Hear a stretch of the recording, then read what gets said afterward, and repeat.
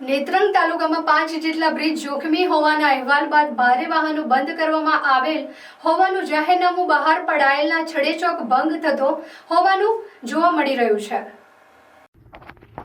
ગંભીરા બ્રિજની બનેલી ઘટના બાદ રાજ્ય સરકારનું તંત્ર હરકતમાં આવતા રાજ્યભરમાં આવેલી જોખમી બ્રિજની તપાસ હાથ ધરવામાં આવતા નેત્રંગ તાલુકામાં પસાર થયેલા નેશનલ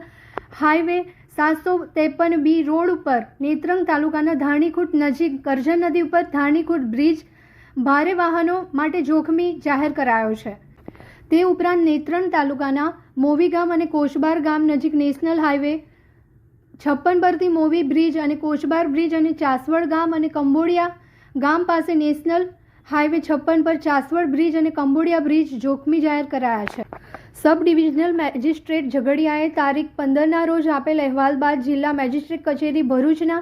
NR ધાંધલ અધિક જિલ્લા મેજિસ્ટ્રેટે કરેલ હુકમ મુજબ ભરૂચ ગુજરાત પોલીસ અધિનિયમ 1951ની કલમ 33(1)B અન્વયે મળેલ સત્તાની રૂએ હુકમની તારીખથી ભરૂચ જિલ્લામાં નેત્રંગ નજીક national highway authority of India અને નેશનલ હાઈવે 753B પર ધાણીખુટ બ્રિજ અને નેશનલ 56 પર મોવી કોશબાર ચાસવડ કંબોડિયા બ્રિજ પર તમામ પ્રકારના ભારે વાહનોની અવરજવર ઉપર પ્રતિબંધ મૂકવા તથા